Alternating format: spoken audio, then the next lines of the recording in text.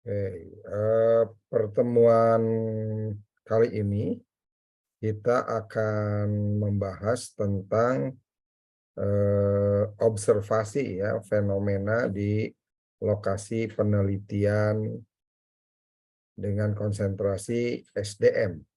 Ya, bentar kita buka slide share-nya.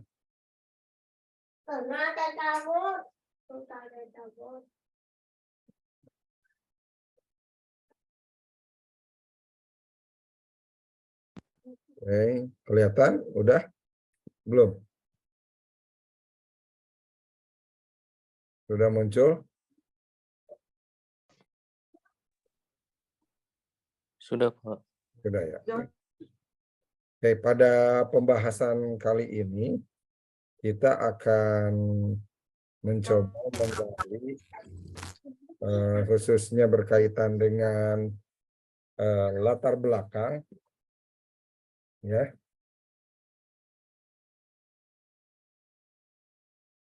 Latar belakang penelitian ya yang di dalamnya kita akan melihat bagaimana teknis membuat latar belakang berdasarkan fenomena yang tentunya berbasis apa namanya SDM ini sendiri. Bentar, ya. Pada pembahasan kali ini tentunya tidak terlepas dari pembahasan kemarin tentang kemarin itu sudah pada apa namanya prasurvei ya berkaitan dengan karyawan, kondisi karyawan terutama secara struktur kita ingin mengetahui bagaimana komposisi dari SDM di tempat penelitian yang kita lakukan. Ya. Jadi kalau pada pembahasan kemarin masuk ke latar belakang, di dalamnya Anda mulai menggambarkan ya, latar belakang itu sendiri berdasarkan fenomena yang ada. Nah, selanjutnya kita akan menentukan masalah-masalah apa saja yang ada di tempat penelitian. Jadi, caranya adalah dengan melakukan wawancara ataupun brainstorming untuk mengetahui masalah mana saja yang menjadi permasalahan utama di tempat penelitian. Lalu selanjutnya setelah tahu masalah-masalah itu, kita ambil masalah yang paling utama atau paling pokok atau paling bermasalah. Sehingga itulah yang kemudian diorientasikan menjadi variabel dependent, ya, variabel terikat di penelitian skripsi Anda. Ya. Kalau kita lihat, ini ada contoh. Ini sudah terlihat contoh apa namanya teknik penulisan udah kelihatan ya. Pak, mohon maaf, Pak. Pak, maaf slide-nya nggak kebuka. Oh, tidak terbuka. Masih di Oke, kita balik lagi. Maka konfirmasi aja jika tidak masuk. Ya. Ini udah masuk? Udah kelihatan? Apa? Ya, ya. Tadi kalau kemarin kita bahas mengenai komposisi SDM, kenapa ini menjadi penting? Supaya diketahui bahwa konsentrasi penelitian Anda adalah bidang SDM. Mana mungkin Anda bicara SDM tanpa memetakan bagaimana komposisi SDM di tempat penelitian Anda ya. Minimal itu menjadi ciri bahwa Anda memang concern meneliti sumber daya manusia di tempat tersebut. Bisa didukung oleh struktur organisasi, bisa didukung oleh data secara umum, dan dari pilihan yang memungkinkan menjadi penetapan sampel nanti ke depannya atau populasi, Anda bisa lihat misalkan contoh ini ya, karyawan di Hotel Cipanas ya. Ada 180. Anda mau ambil semuanya atau mau fokus kepada salah satu bagian saja. Ada plus dan minusnya kalau Anda mengambil seluruhnya ataupun sebagian. Ketika Anda mengambil seluruhnya, otomatis nanti cara pandang terhadap pendalaman masalah dilatar belakangi oleh kesamaan-kesamaan nilai yang ada di seluruh bagian. Misalkan kalau di perusahaan lain ada bagian marketing, ada bagian administrasi, ada bagian produksi, ada bagian inventory, gudang, ya. Tentunya ini akan menjadi bermasalah jika Anda mengambil variabel yang ukurannya berbeda-beda. Misalkan Anda bicara tentang kinerja. Apakah sama nilai penilaian kinerja security dengan bagian marketing, atau dengan bagian produksi, atau dengan bagian misalkan pengadaan, ya?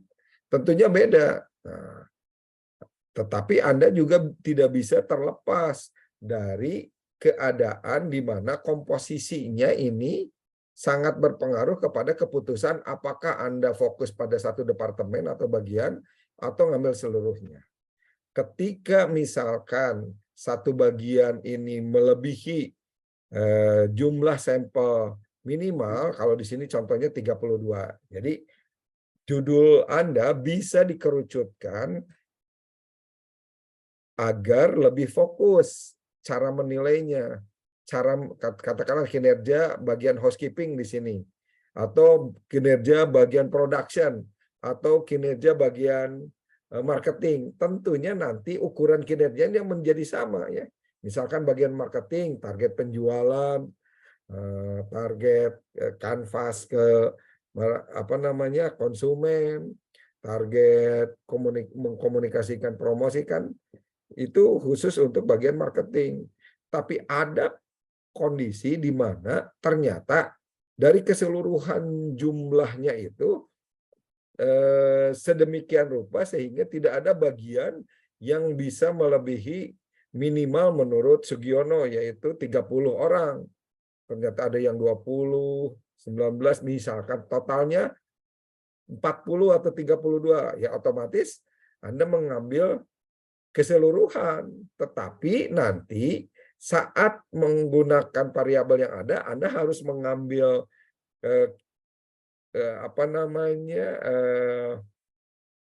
konsep variabelnya dengan teori yang bisa digunakan untuk semua bagian. Misalkan kinerja, Anda bicara kinerja. Apa yang sama dari keseluruhan bagian terhadap kinerja? Misalkan penilaian kehadiran, penilaian ketaatan, penilaian komunikasi kerja, penilaian kepatuhan. Nah, itu berarti cari teorinya yang seperti itu. Paham ya? Di sini ada yang mau tanyakan? Nggak ada. Oke, ya. Kalau ada yang mau tanyakan, Anda bisa langsung saja ya bicara. Nah, dengan komposisi ini tentunya Anda bisa putuskan apakah mau ngambil keseluruhan atau per bagian. Misalkan studi pada bagian produksi PT ABC di Kota Bandung. Nah, gitu kan bisa. Ya. Nah, setelah mendapatkan komposisi ini, Anda setiap ada gambar atau tabel, wajib di bawahnya Anda melakukan pendeskripsian atas gambar ataupun tabel yang Anda cantumkan. Jadi berani mencantumkan tabel atau gambar, Anda juga harus berani mendeskripsikan apa yang ada di gambar ini. Misalkan di gambar ini, Anda fokusnya kepada apa? Misalkan dari 180 karyawan ini ada apa namanya rinciannya, dan Anda tetapkan bahwa mayoritas atau sebesar 18% dengan jumlah 32 orang SDM di hotel ini merupakan bagian housekeeping. Ya, housekeeping jadinya yang paling besar. Nah, ketika housekeeping ini bagian yang paling besar, kalau di tempat lain misalkan production atau marketing ataupun di bagian admin, terserah tergantung kondisi. Nah, inilah yang menjadi populasi yang nanti akan diteliti. Ya. Tetapi tadi Bapak bilang kalau keseluruhannya jumlahnya sedikit, nah, ya tapi tetap melewati 30 orang, ya ambil keseluruhan. Nanti resikonya adalah ketika pilihan teori yang menyangkut parameter semua departemen. Lalu setelah kita ketahui bahwa departemen ini yang menjadi bagian terbesar, otomatis ketika bagian terbesar ini bisa mewakili jika satu saat ditanya dan diambil kesimpulan mengenai situasi yang ada di perusahaan. Nah, selanjutnya Anda lakukan prasurvei untuk mengetahui permasalahan utama di departemen ini. Misalkan di sini contohnya ada pelatihan yang kurang, kompetensi yang rendah, kinerja yang tidak tercapai, disiplin kerja yang rendah, produktivitas yang tidak optimal. Nah, berapa persennya paling besar? Di sini katakanlah contoh 33% itu kinerja karyawan. Ya. Untuk penetapan variabel terikatnya. Ya. Nah, karena ini kinerja karyawan ini menjadi pilihan variabel terikat, otomatis ini yang menjadi acuannya dan ditempatkan sebagai variabel Y lah kalau nantinya. Ya. Setelah itu, variabel kinerja ini menjadi masalah utama, otomatis kita memerlukan data dari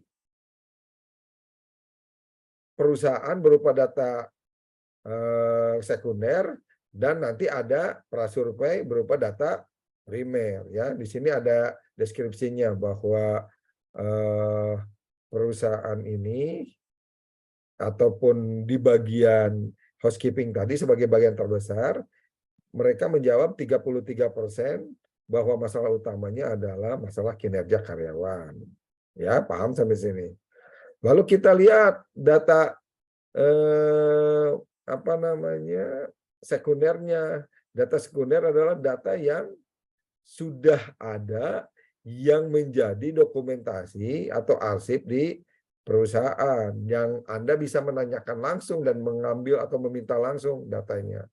Misalkan ini bicara tentang kinerja, ya.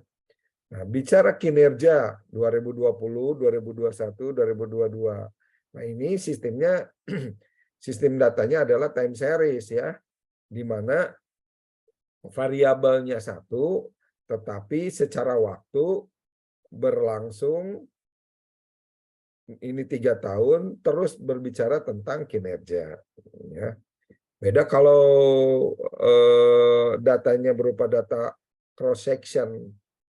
Data cross section itu tahunnya satu, tetapi masalahnya banyak. Ada kinerja, ada disiplin kerja, ada kompensasi datanya. Kalau ini datanya satu tentang kinerja, tapi tahunnya time series. Nah, di sini kita ketahui bahwa ternyata dalam 3 tahun ini kalau dirata-ratakan pencapaian kinerjanya hanya 69%. Ingat, kinerja adalah perbandingan antara target dan realisasi, ya. Targetnya 100%. Nah, Berdasarkan tabel di atas, karyawan Departemen Housekeeping terlihat bahwa kinerjanya kurang lebih 69% ya. Nah, di sini ada penilaian itu yang menjadi dasar penilaian itu sendiri. Nah, sekarang kita lihat bagaimana data sekunder itu bisa didukung. Ini data dari perusahaan. Kalau misalkan data sekundernya itu ada yang lain nggak Pak? Tergantung nanti dari perusahaannya. Tergantung housekeeping yang membereskan ruangan atau membersihkan ruangan. Datanya data apa lagi? Misalkan data kehadiran, boleh gitu. Data apa namanya produktivitas waktu dalam mengerjakan bisa kalau ditetapkan sama Bapak. Selanjutnya kita lakukan pra-penelitian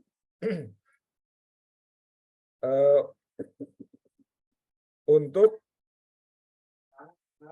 apa namanya menambah wawasan tentang variabel tersebut, ya, yaitu dengan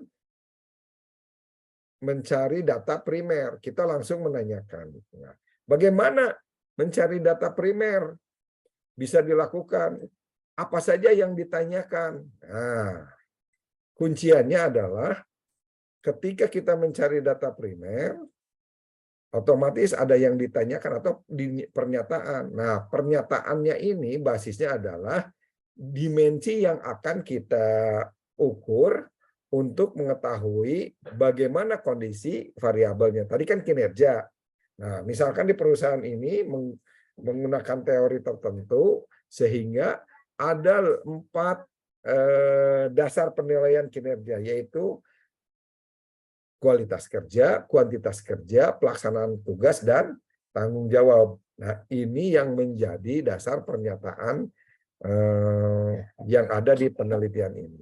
Misalkan tentang kualitas kerja. Saya memiliki kualitas kerja yang baik. Anda bisa melakukan prasurvei ya minimal 20 atau 30 ya. Kalau survei langsung nanti di akhir tentunya minimalnya 30, tapi kalau prasurvei boleh Anda kurang dari 30. Misalkan 20 sampai 30 sebagai sampel supaya Anda bisa mendeskripsikan bahwa data sekunder ini adalah benar. Data sekunder ini kan tadi disebutkan pencapaiannya 69%. Ya.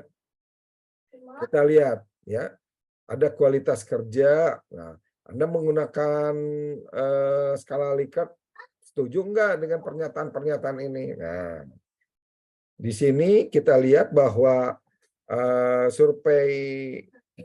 prasurvei ini dilakukan terhadap 32 orang nih, semuanya 32 orang. Sehingga didapatkanlah nilai-nilai yang berkaitan dengan skor. Pada posisi prasurvei, kita melakukan survei untuk mengetahui bagaimana persepsi responden terhadap apa yang disebutkan berkaitan dengan kondisi kinerja itu sendiri. Nah, jadi terhadap pernyataan-pernyataan ini berapa yang setuju, berapa yang tidak setuju. Nah, di sini belum masuk ke scoring ya. Kalau nanti di penelitian kan masuk ke scoring, masuk ke nilai skor. Karena kita belum menggunakan metode penelitian akhir ya yang ada di bab 3, kita akan melihat berapa kecenderungan respon dari responden terhadap pernyataan ini, berapa persen yang setuju atau berapa persen yang tidak setuju. Nah, komposisinya ketika di sini ada sangat setuju dan setuju, dianggap bahwa pemilih ini adalah semuanya setuju, sangat setuju dan setuju. Tetapi kalau Anda menggunakan pada skala Likert ketiganya kurang sekali, artinya dipahami bahwa pernyataan ini tidak setuju. Jadi grup yang tidak setuju adalah grup yang memilih KS, TS, STS, kurang setuju, tidak setuju, dan sangat tidak setuju. Ya, grupnya yang ini misalkan ya. Oke. Yang ini berarti yang tidak setuju. Nih, semuanya. Kenapa? Karena posisinya ini KS. Kalau KS kan dipersepsikan kurang setuju. Apa dampaknya? Ya, ketika pilihannya ini berarti jumlah pilihannya berkaitan dengan nilai di sini ya adalah jumlah persentase yang ada di sini 30,5, 18 sama 8,6 ya. Artinya ada 57% responden yang menyatakan kondisi kinerja di tempat penelitian ini tidak bagus ya. Berbeda kalau Anda ya katakanlah memilih di sini skala Likert dengan penyebutan di sininya adalah CS misalnya, cukup setuju.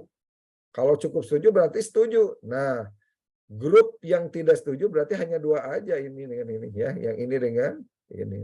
Berapa persen yang tidak setuju terhadap pernyataan tersebut, paham? Nah, dari sini bisa diketahui bahwa adalah benar tadi kondisi kinerjanya tidak bagus, buktinya ketika ditanyakan, kalau tadi kan data sekunder dari perusahaan, ketika ditanyakan kepada responden, oh iya, tidak setuju atas penyebutan kriteria bahwa kualitas kerja, kuantitas kerja, pelaksanaan tugas, dan tanggung jawabnya sudah dilaksanakan. Nah, ini untuk menggali data awal ya berkaitan dengan pilihan ya, pilihan untuk mengetahui variabel apakah yang menjadi variabel terikat. Oke. Selanjutnya kita lihat di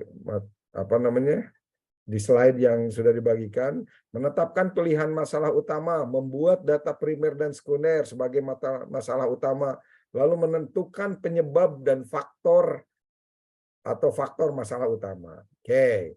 Setelah kita melihat mengetahui variabel yang menjadi masalah utama, yaitu tadi kinerja, kita akan cari apa penyebabnya kinerja rendah di perusahaan itu. Nah, dari survei, Anda lakukan survei lagi, ya, diketahui bahwa masalahnya ada pelatihan yang kurang, kompetensi yang rendah, lingkungan kerja dan disiplin kerja serta motivasi kerja. Kalau Anda mau mengambil 2 variabel sebagai variabel independennya, berarti pilih yang paling besar. Di sini yang menjadi penyebab masalah kinerja yang rendah, yaitu kalau di sini contohnya 30 dan 24%, yaitu masalah pelatihan dan masalah kompetensi. Ya. Anda kesimpulkan bahwa ada nomor tertinggi atau yang terbesar penyebab permasalahan kinerja rendah, yaitu pelatihan yang kurang dan kompetensinya yang rendah. Nah, baru Anda jelaskan bagaimana komposisi pelatihan dan di sini kompetensi yang rendah di perusahaan ini. Selanjutnya, Anda tampilkan rekapitulasi atau data sekunder tentang variabel X1 yang Anda pilihkan. Kalau misalnya di sini pelatihan, kemukakan. Bagaimana kondisinya? Oh, rupanya baru 41% nih yang mendapatkan pelatihan, sehingga mungkin saja ini menyebabkan kinerjanya rendah, kebersihan hotelnya kurang bagus, menatanya kurang optimal. Nah, itu yang data sekundernya. Lalu Anda tanyakan lagi kepada responden yang tadi, ini 32, dengan dimensi penelitian. Di sini contohnya ada 5 tentang instruktur, tentang peserta, tentang materi, metode, dan tujuan. Lalu Anda gali lagi sehingga didapatkanlah hasil prasurvei ini seperti yang bisa ditampilkan, ya, di mana diketahui bahwa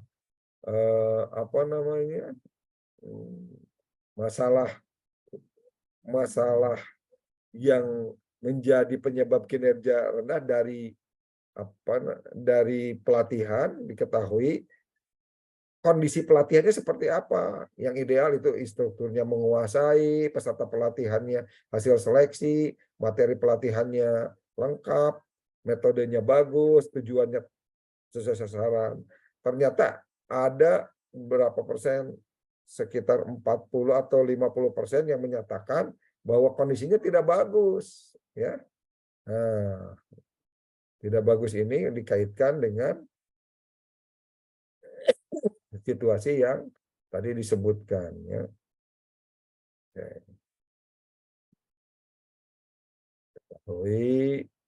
Oh, 56,9% responden menyebutkan bahwa pelatihan yang diberikan belum optimal, belum tuntas, sehingga ada kondisi di mana si karyawan tidak cakap dalam bekerja. Oh ya. Lalu Anda cari penjelasan lagi tentang variabel pertama tadi tentang latihan, lalu masuk kepada penyebab kedua tentang kompetensi.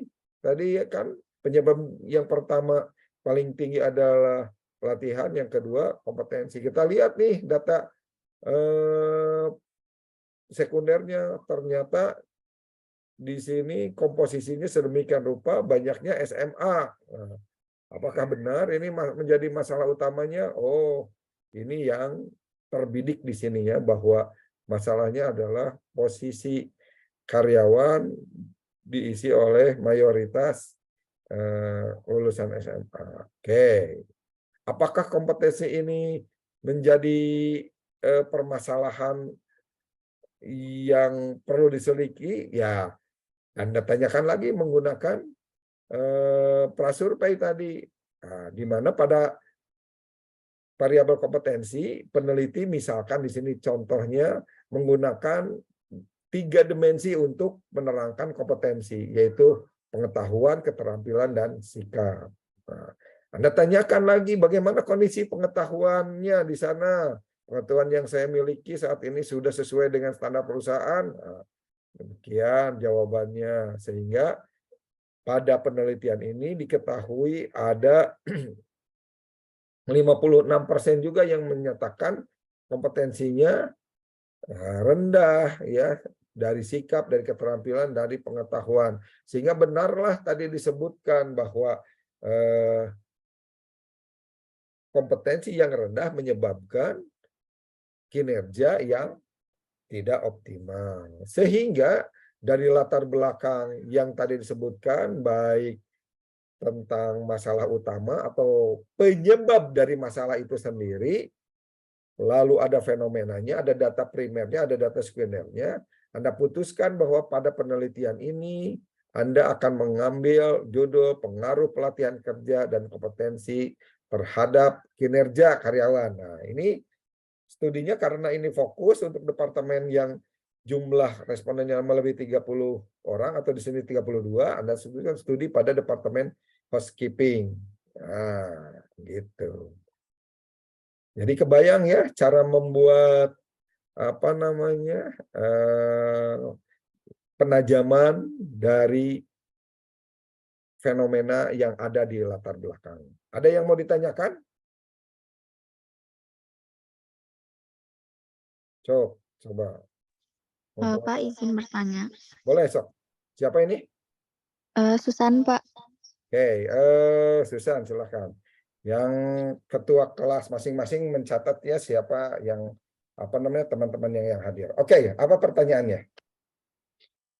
Tadi kan yang soal survei itu kan ada yang pernyataan-pernyataan itu, Pak. Nah, itu kan pernyataannya biasanya kan Susan juga pernah ngisi prasurvei punya yang lain, punya orang lain. Dulu kan pernyataannya tuh banyak. Itu emang kita yang bikin apa gimana gitu? Ya, kita lihat ya contohnya di sini ya. Ini masih dalam tahap prasurvei ya, belum survei ya. Kita lihat mana tadi contohnya. Oke, kelihatan ada slide share-nya? Nah, ada, Pak. kita Ya, Di prasurvei baru nanya berdasarkan jumlah dimensi. Kalau nanti menjelaskan tentang variabel di akhir penelitian, katakan di penelitian langsung, itu gambarannya lebih detail berupa indikator. Ya, ini contoh ya. Pak, apa yang menjadi pembeda variabel, dimensi, dan indikator? Ya, secara mudahnya seperti ini. Contoh, Anda siapa barusan yang nanya?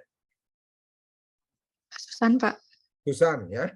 Susan adalah sebuah variabel. Nah, dimensi pembentuk Susan akan disebut Susan jika ada dimensinya. Yang pertama, kepala. Yang kedua, tangan. Yang ketiga, tubuh. Yang keempat, kaki. Betul? Dimensinya kan? Kalau tidak ada kepalanya, udah bukan Susan lagi. Kalau tidak tangan. Nah, semuanya ada 4. Ya. Artinya, ketika pra penelitian Anda mendalaminya di ranah dimensi saja. Tetapi kalau nanti sudah penelitian langsung, ranahnya menjadi pernyataannya dari indikator. Apakah semua yang punya kepala itu disebut Susan? Kan tidak. Ya. Nanti didalami dengan indikatornya. Makanya indikator tidak boleh hanya 1 atau 2, harus lebih. Kenapa begitu? Karena nanti kesimpulannya bisa jadi tidak jelas. Misalkan Susan itu yang kerudungnya merah, yang berkacamata putih. Apakah yang semua yang berkerudung merah, indikatornya dan berkacamata putih itu merupakan Susan? Kan belum tentu juga. Ada yang sama. Misalkan kulit, sawo matang, alis, tebal, nah seperti itu. Nah, begitu juga di sini. Ketika pra penelitian, Pak, ini pernyataannya itu dari mana? Kalau prasurvei, pernyataannya dari struktur, dari dimensi.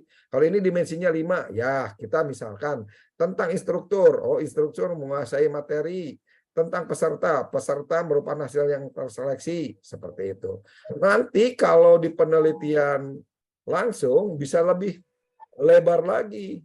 Misalkan berkaitan dengan struktur, ya, bisa ditanyakan level struktur, lalu juga penampilan instruktur, lalu juga komunikasinya, kualitas komunikasinya instruktur, dan misalkan pemahaman instruktur, ya. Paham? Iya, Pak. Oke. Ada lagi yang mau tanyakan? Ayo. Dari Susan sudah cukup sih, Pak. Oke, siapa lagi? Sok, mumpung bisa langsung dijawab. Tapi terbayangkan cara pendalaman bab 1 dimulai dari bagaimana kita mengelaborasi ruang lingkup yang berkaitan dengan perusahaan, bisnisnya seperti apa, lalu mengerucut pada tipe perusahaannya, lalu mengerucut pada kondisi SDM-nya, lalu mengerucut pada bagaimana komposisi SDM-nya itu sendiri, dan masuklah kepada permasalahan-permasalahan apa saja atau masalah utama apa saja yang ada di perusahaan pilihannya. Oke? Ada yang tanyakan lagi?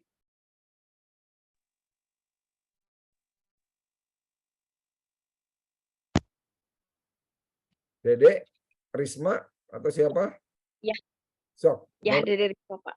Ya, cepat. Bapak kan punten tadi menurut Sugiono teh minimal jumlah karyawannya teh kan 30. Apabila di dalam suatu perusahaan itu ada karyawannya cuma 20, apa masih bisa dilakukan penelitian, Pak? Oh, standarnya tidak bisa kalau itu. Karena itu merupakan standar untuk bisa mengeneralisir. Kalaupun mau tetap di tempat itu, Anda tidak menggunakan pendekatan kuantitatif, tapi kualitatif. Misalkan membahas tentang permasalahan tertentu, ya pendalaman tentang permasalahan tertentu. yang di dalamnya fokus studinya adalah mengelaborasi masalah itu sendiri, bukan masalah yang bersifat kuantitatif. Misalkan Anda meneliti tentang kualitas kerja, ya satu variabel saja, tetapi tentang pendalaman atau kompetensi perusahaan tipe atau bidang fashion gitu kan, ataupun berdasarkan studi kasus. Studi kasusnya misalkan terjadi turnover, keluar karyawan yang banyak, apa penyebabnya, nah, gitu. Tapi kalau kuantitatif, bicara pengaruh, bicara besaran hubungannya, itu minimal karena menggunakan kuesioner. Kalau kualitatif kan pendalaman berupa berupa pendalaman keilmuan bisa kurang dari 30, tapi kalau kuantitatif harus minimal 30 ya. Ya, baik Pak. Terima kasih. Oke, siapa lagi? Ayo. Udah paham? Sampai ke bisa menyimpulkan judul? Oke. Pak, Lina mau tanya, Pak. Boleh, Lina. Tadi kan dicontohin tentang di hotel. Kebetulan Lina juga mau ngambilnya di hotel juga, Pak. Tapi dari sekarang udah mau ngambilnya ke sales marketing departemen aja, karena si karyawannya memang ada 30-an jumlahnya. Nah, nanti kalau misalkan mau melakukan 30 penelitian, itu salesnya aja gitu? iya, sales Oh ya, marketingnya ada bagus, 30, bagus. Pak. Boleh. Oke. Nah, itu nanti pada saat kan udah memutuskan sales marketing nih, nanti Lina minta data ke HRD-nya,